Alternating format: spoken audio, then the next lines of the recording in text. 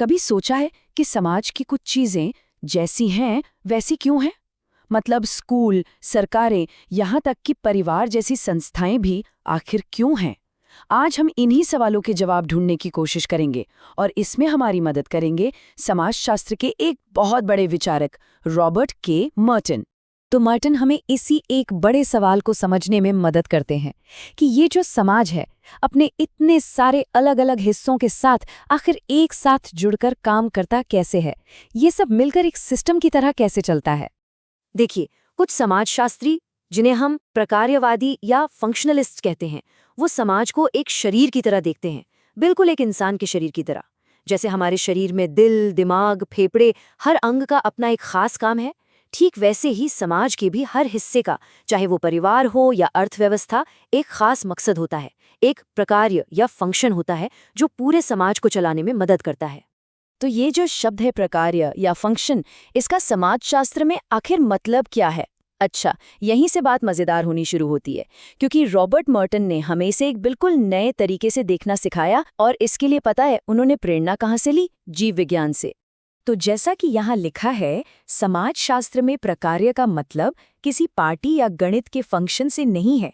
इसका मतलब है वो योगदान, वो सकारात्मक योगदान जो समाज का कोई भी हिस्सा पूरे सिस्टम को बनाए रखने में देता है। ये कॉन्सेप्ट मर्टन की बहुत ही मशहूर किताब social theory and social structure का कह सकते हैं कि दिल है। लेकिन रुकिए, यहाँ एक बहुत ही मज़ेदार मोड़ आता है। मर्टन ने कहा कि समाज के सारे काम, सारे फंक्शंस हमारी आंखों के सामने नहीं होते। कुछ साफ साफ दिखते हैं और कुछ छिपे हुए होते हैं। असल में कई बार सबसे ज़रूरी काम तो हमारी नज़रों से ओझल ही रहते हैं और यहीं से उनका सबसे फेमस आइडिया निकलकर आता है। पहले बात करते हैं प्रकट प्रकार्य की, या जिसे अंग्रेजी में कहते हैं मैनिफेस्ट फंक्शन। इसको ऐसे समझिए जैसे ये किसी आइसबर्ग का वो हिस्सा है जो पानी के ऊपर दिखाई देता है। ये वो वजह हैं जो साफ हैं, जो बताई जाती हैं, जिनकी हम उम्मीद करते हैं। मतलब किसी भी काम का वो उद्देश्य जो सबको पता है और सब मानते भी हैं। एक उदाहरण लेते हैं। चलिए यूनिवर्सिटी का ही उदाहरण लेते हैं। अगर किसी स्टूडेंट से पूछें कि वो यूनिवर्सिटी क्यों जाते हैं, तो जवाब क्या मिलेगा? यही ना कि पढ़ने के लिए, नॉलेज लेने के लिए, डिग्री हासिल करने के लिए। बिल्कुल सही। ये यूनिवर्सिटी जाने का प्रकट प्रकार्य है, एकदम साफ और सीधा। लेकिन उस आइसबर्ग का क्या, जो पानी के नीचे छिपा है, जो दिखता नहीं? वही है अव्यक्त प्रकार्य या लेटेंट फंक्शंस। ये हमारे कामों के वो परिणाम हैं जो छिपे हुए हैं, अनजाने हैं, कई बार तो जिनकी हमने कभी उम्मीद भी नहीं की होती।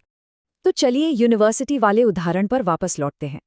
डिग्री तो ठीक है, वो तो प्रकट प्रकार्य हो गया, लेकिन उसके अलावा यूनिवर्सिटी और क्या-क्या करती है? जरा सोचिए।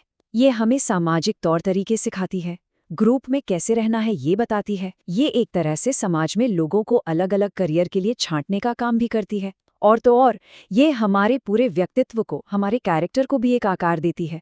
ये सब यूनिवर्सिटी के अव्यक्त प्रकार्य हैं, छिपे हुए लेकिन बहुत ही जरूरी काम। तो कुल मिलाकर मर्टन का सबसे बड़ा आइडिया यही है। यही फर्क समझना है हमें। एक तरफ है प्रकट प्रकार्य जो साफ साफ दिखते हैं और सोचे समझे होते हैं, और दूसरी तरफ है अव्यक्त प्रकार्य जो छिपे हुए हैं और अनजाने में हो जाते हैं। अगर समाज को सच में समझना है तो हमें सतह के नीचे झांकना ही होगा। पर मर्टन की कहानी यहीं खत्म नहीं होती। उन्होंने सिर्फ ये नहीं बताया कि समाज के हिस्से क्या अच्छा काम करते हैं। उन्होंने एक कदम आगे जाकर ये भी सोचा कि क्या होगा जब समाज के ये हिस्से ठीक से काम ना करें, जब कुछ गड़बड़ हो जाए। देखिए, मर्टन से पहले जो प्रकार्यवादी थे, जैसे रैडक्लिफ ब्राउन, उनका मानना था कि समाज में जो कुछ भी है वो किसी न किसी अच्छे कारण से है। मतलब समाज का हर हिस्सा पूरे समाज के लिए कुछ न कुछ सकारात्मक ही करता है। एक तरह से सब कुछ बढ़िया है। लेकिन मर्टन ने इस आरामदायक सोच पर एक बड़ा सवाल खड़ा कर दिया। उन्होंने पूछा, एक मिनट रुकिए, क्या ये सच है? क्या समाज का हर हिस्सा, हर संस्था हमेशा सबके लिए अच्छी ही होती है? ये एक बहुत ही जरूरी और कह सकते हैं कि क्रांतिकारी सवाल था, जिसने समाजशास्त्र की दिशा ही बदल दी। और इसी सवाल का जवाब देने के लिए मर्टन एक और दमदार कॉन्सेप्ट लेकर आए। एक ऐसा आइडिया जो हमें समाज के नेगेटिव पहलुओं को, उसकी कमियों को समझने में मदद करता है। और ये कॉन्सेप्ट है दुष्प्रकार्य या डिसफंक्शन। ये समाज के वो पहलू हैं जो सिस्टम में गड़बड़ी पैदा करते हैं, जो तनाव पैदा करते हैं, स्थिरता को कम करते हैं और समाज को नुकसान पहुंचाते हैं। इसे ऐसे समझिए जैसे किसी गाड़ी का इंजन ठीक से काम न कर रहा हो। वो गाड़ी न सिर्फ धीरे चलेगी बल्कि खतरनाक भी हो सकती है। चलिए कुछ उदाहरण देखते हैं। जैसे धर्म को ही ले लीजिए। धर्म लोगों में एकता ला सकता है, उन्हें नैतिक मार्गदर्शन दे सकता है, ये उसका प्रकार्य हो गया, यानी पॉजिटिव कॉन्सिक्वेंस। लेकिन वही धर्म कभी-कभी सामाजिक संघर्ष और असहिष्णुता की वजह भी बन जाता है, ये हो गया उसका दुष्प्रकार्य। या फिर भारत की जाति व्यवस्था को देखें, जिसने एक समय पर एक तरह का सामाजिक ढांचा तो बनाया, लेकिन साथ ही साथ इसने भयानक असमानता को जन्म दिया, जो समाज के लिए एक बहुत बड़ा दुष्प्रकार्य है। और बस इतना ही नहीं, मर्टन ने पुराने प्रकार्यवादियों की 3 बड़ी बातों को चुनौती दी। 1, कि समाज का हर हिस्सा पूरे समाज के लिए काम करता है। 2, उन्होंने दुष्प्रकार्य का आइडिया दिया कि कुछ हिस्से हानिकारक भी हो सकते हैं। और 3, उन्होंने प्रकार्यात्मक विकल्प की बात की। इसका मतलब ये है कि किसी भी सामाजिक जरूरत को पूरा करने का सिर्फ एक ही तरीका नहीं होता, बल्कि उसके कई और विकल्प भी हो सकते हैं। तो इस सब से हमें क्या समझना है? देखिए, मर्टन का मकसद कोई एक सब कुछ समझाने वाला महासिद्धांत बनाना नहीं था, बल्कि उनका लक्ष्य था मिडिल रेंज थ्योरीज बनाना।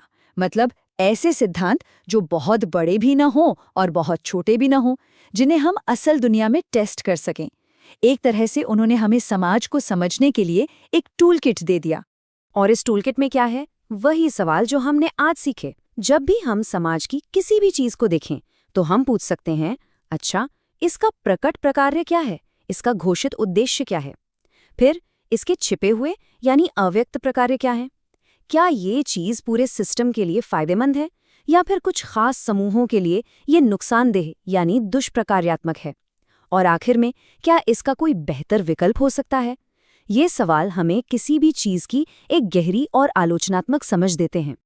और मजे की बात यह है कि ये टूलकिट सिर्फ समाजशास्त्रियों के लिए नहीं है, हम सब इसे अपनी रोजमर्रा की जिंदगी में इस्तेमाल कर सकते हैं। जरा अपनी किसी रोज की आदत के बारे में सोचिए, चाहे वो दोस्तों से मिलना हो या सोशल मीडिया का इस्तेमाल करना हो। उसके प्रकट उद्देश्य तो साफ हैं, लेकिन उसके छिपे हुए अव्यक्त प्रकार्य क्या हैं? मर्टिन का ये नज़रिया हमें सतह के नीचे देखने और हमारे आसपास की दुनिया की छिपी हुई परतों को समझने में मदद करता है।